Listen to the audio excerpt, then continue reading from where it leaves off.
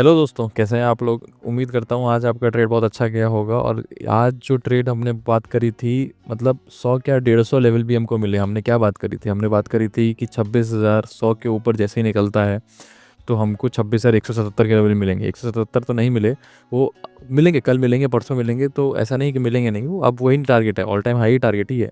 But 26,240 45 तक का तो टारगेट हमको पूरे पूरे मिले। तो अगर आपने 100 पॉइंट लिए हों, जैसे कि मैं बोलता हूँ कि 100 पॉइंट से ऊपर मत लिया करिए, बट अगर 100 भी लिए हों, किसी को बाई चांस 120 130 पॉइंट मिल गए हों, तो तुरंत कमेंट में करके बताइए कि आपको तुरंत भी कितने पॉइंट्स आपने लिए हैं आज। ठीक है, आइए चलिए स्क्रीन पर चलते हैं बिना टाइम वेस्ट करते हुए और सारी डिटेल एनालिसिस देखते हैं। और जो लोग हमारे एनालिसिस को पसंद कर रहे हैं वो प्लीज़ इसको सब्सक्राइब ज़रूर करें। ठीक है, आइए चलिए चलते हैं। ये हमारा साफ डिस्कशन था कि हम पुट तो सिर्फ लेंगे जब इसके नीचे निकलेगा मार्केट, और हम यहाँ से इसके ऊपर निकलते ही कॉल लेंगे।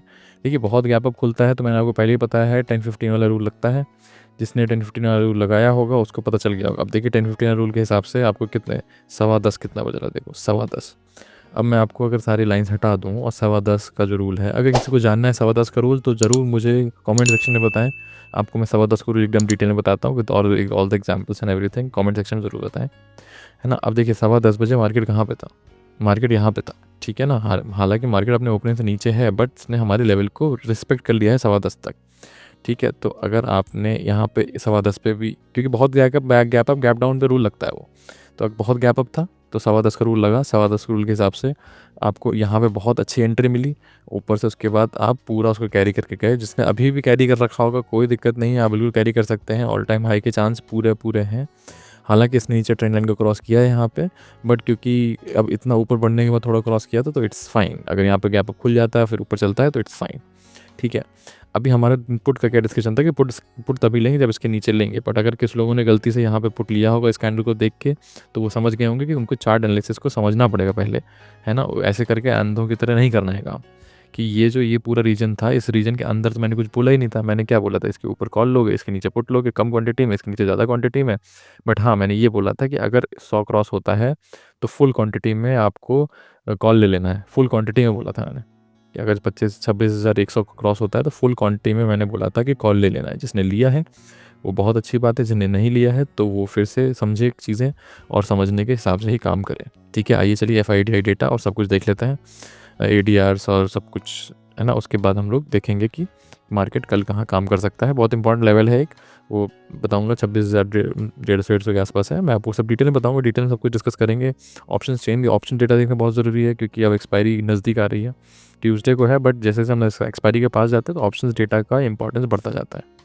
अब FI के हिसाब से हम देखें तो इंडेक्स फ्यूचर्स में खरीदारी हुई है, स्टॉक फ्यूचर्स में अच्छी खासी खरीदारी हुई है, स्टॉक ऑप्शंस में अच्छी खासी खरीदारी हुई है। कैश मार्केट में बहुत कम चिल्लर तरीके से खरीदा है, वो कोई बात नहीं, बट ऑल ओवर बहुत अच्छी खरीदारी है, वेरी गुड।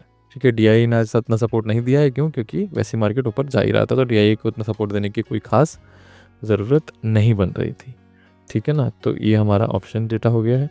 हम लोग सेंसिबल व्यू का चेक कर लेंगे। अब सेंसिबल पे देखो, यहाँ पे मैं आपको क्या बताता हूँ, जब भी मार्केट इस तरीके से अगर सेंसिबल में बार्स बने, जो हमारे नए नए सब्सक्राइबर से नए ज्वाइन कर रहे हैं उन्होंने, उनको वेलकम।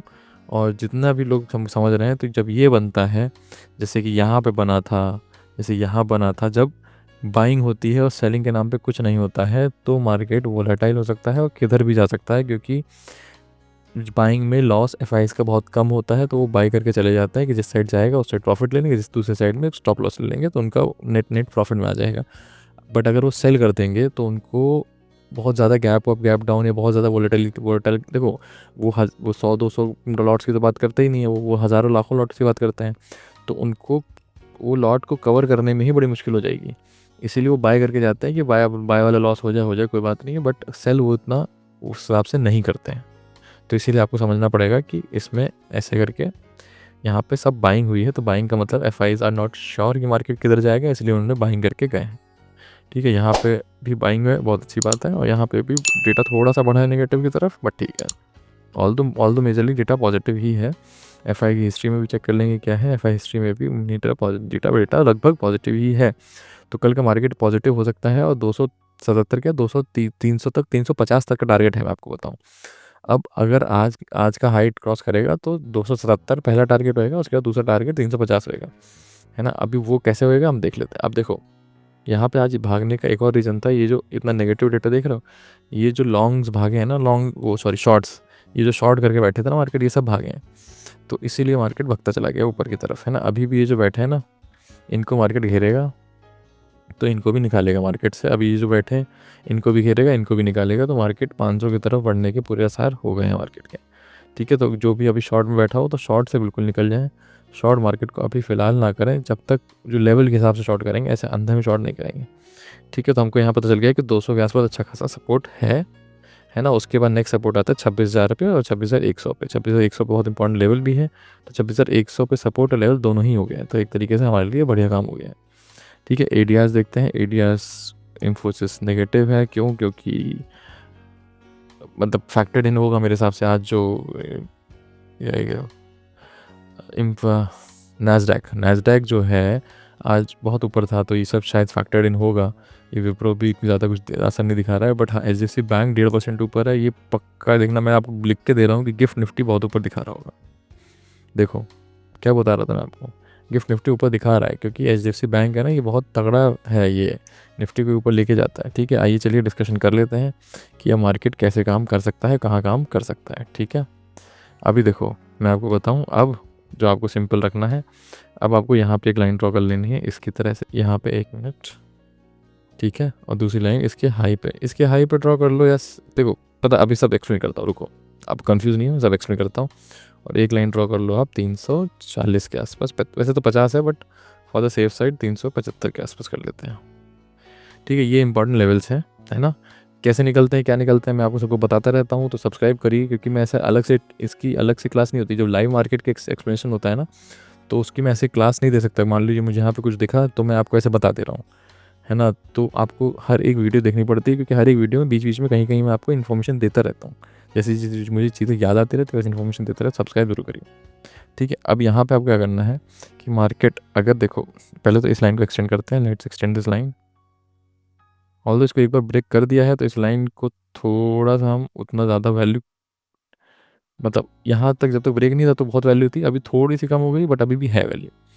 हाँ, अब क्या करना है, जिनकी नई पोजीशन जो लेंगे वो क्या करेंगे, इसके निकलते पोजीशन लेंगे नहीं, है ना। पहला टारगेट ये है, 50 पॉइंट्स का टारगेट है, आराम से लीजिएगा। 50 पॉइंट्स का रुकिए, देखिए 46 और 76, तो ये अराउंड 30 पॉइंट्स का टारगेट ही है। 30 पॉइंट के टारगेट को नहीं लेना है, वो वेट कर सकता है इसको भी ऑल टाइम हाई को भी क्रॉस होने का, क्योंकि हो सकता है कि ऑल टाइम हाई से एक झटका आए नीचे की तरफ, है ना। अगर आपको वो झटका नहीं झेलना है, सेफ वाले तो ऑल टाइम हाई के ऊपर लेंगे और 350 तक का टारगेट रहेगा। तो 350 एक बड़ा रेजिस्टेंस है, 350 तक का टारगेट हो सकता है। 350 के बाद थोड़ा सा मार्केट टेस्ट करेगा।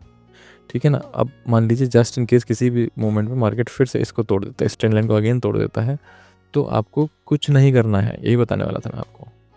आपको लग रहा होगा ना कि यहाँ कुछ कर देंगे, पुट ले लेंगे, नहीं, इस पूरे रीजन को छोड़ दीजिएगा, क्योंकि हो सकता है कि मार्केट ऐसे ऐसे भी कर दें। अभी वो मार्केट डिसाइड नहीं किया है। पुट सिर्फ हम तब लेंगे जब 26,170 और फॉर द सेफर साइड 26,150 नीचे क्रॉस जाएगा, तो 50 पॉइंट का हम पुट ले लेंगे।